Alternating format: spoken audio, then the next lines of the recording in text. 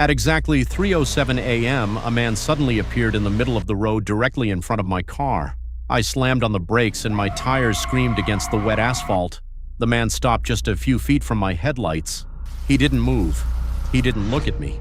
I had left work around 2 in the morning, and the plan was simple: drive home, get some sleep, and forget about another exhausting night. I had driven this mountain road many times before. Rain covered my windshield, fog surrounded the trees. Around 3 a.m., my GPS suddenly froze. The map showed that I was standing still even though my car was moving. I restarted it, but nothing changed. Then I noticed an old sign beside the road. I slowed down and read it through the rain. It said, "Road closed after 3 a.m."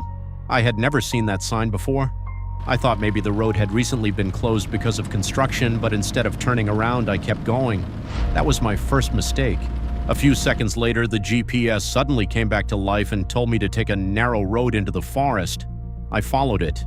The road became smaller and darker, with huge trees on both sides and thick fog covering the pavement.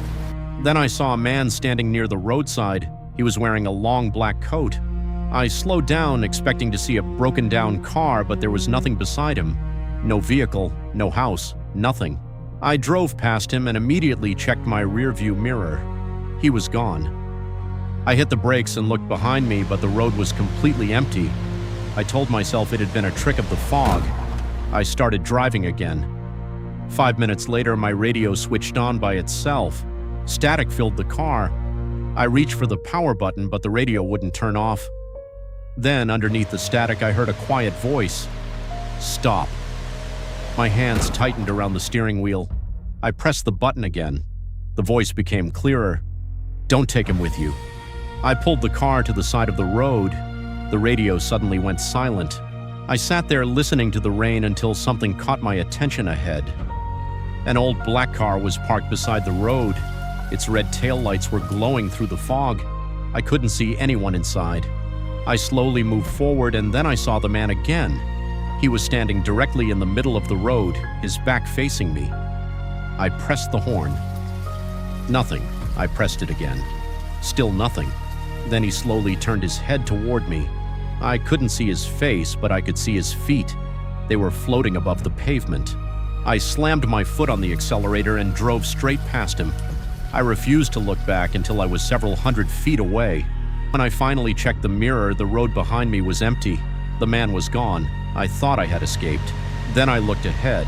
The same black car was sitting in the middle of the road. I slammed the brakes. The car stopped.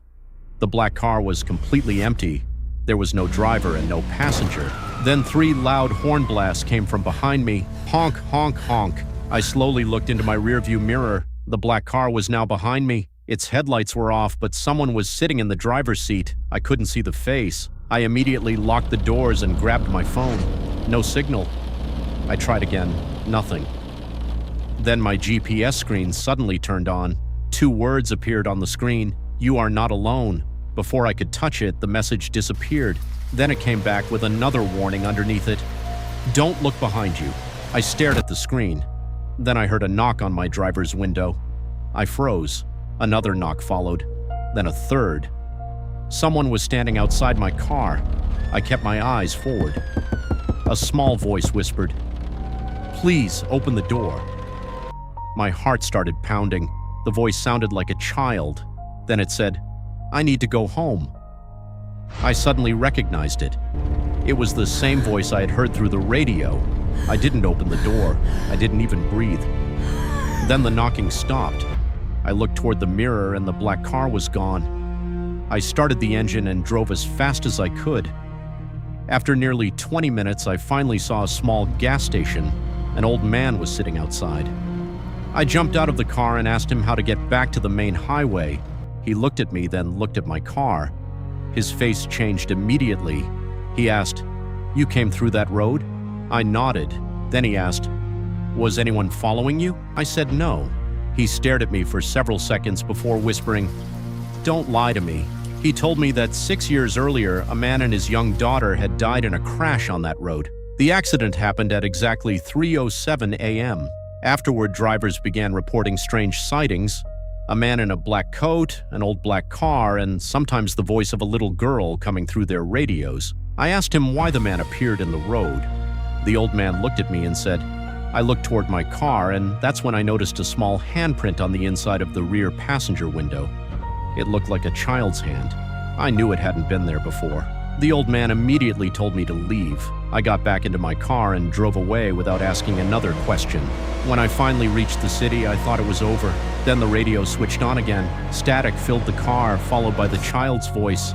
You left us behind. I turned the radio off and drove home. When I parked, I noticed something on the back seat.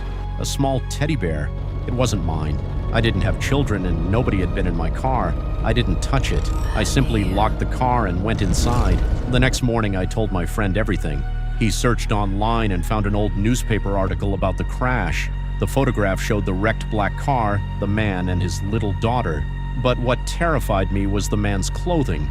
He was wearing the exact same black coat I had seen on the road, and in his hand was a teddy bear identical to the one I had found in my car. Then I noticed something in the background of the photograph. Through the fog, another car was visible, and between its headlights stood a tall man. I zoomed in, but his face couldn't be seen. Under the photograph was the date and time of the accident. 6 years earlier, 3:07 a.m. I've never driven that road again. I don't drive alone at night anymore. But sometimes when I'm awake late at night and look outside my window, I still see someone standing across the street. A tall man wearing a long black coat. His back is always facing me. And beside him stands a little girl holding a teddy bear. I've never tried to see her face, because now I understand something I didn't understand that night. When something suddenly appears in the middle of an empty road at 3:07 a.m., you don't always need to stop and find out what it is. Sometimes the only way to survive is to keep driving, and whatever you do, never look back.